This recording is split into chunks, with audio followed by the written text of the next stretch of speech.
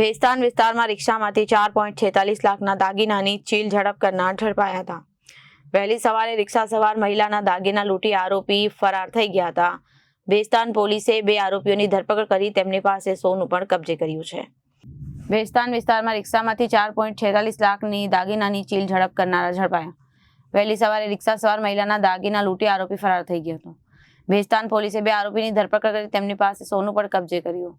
મોઇન પઠાણ અને ખાલિદ સૈયદની ધરપકડ કરવામાં આવી। દાગીના ચોરી નંદુરબાર વેચી નાખવામાં આવ્યા હતા। ગઈ તારીખ 13/1/2026 રોજ ભેસ્તાન પોલીસ સ્ટેશનમાં ફરિયાદી છે અલોક કુમાર ઓમપ્રકાશ રાય ભેસ્તાન એરિયામાં એની પત્ની સાથે જતા હતા રિક્ષામાં, ત્યારે 2 મોપેડ પર આવેલા અજાણ્યા ઈસમોએ ફરિયાદીની પત્નીનું પર્સ છીનવી ચોરી કરેલી। એમાં સોના ચાંદીના દાગીના કુલ 107 ગ્રામ અને રોકડા રૂપિયા 15,000ની અજાણ્યા ઈસમોએ ચોરી કરેલી। ભેસ્તાન પીઆઈ ગાબાની સાહેબ અને સર્વેલન્સ સ્ટાફના માણસોએ આ ડિટેક્ટ કરવા માટે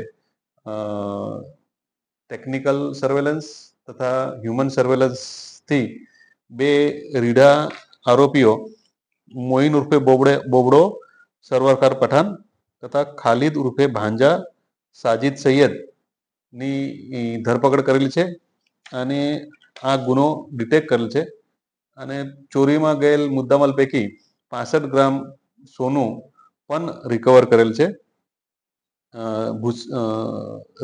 છે।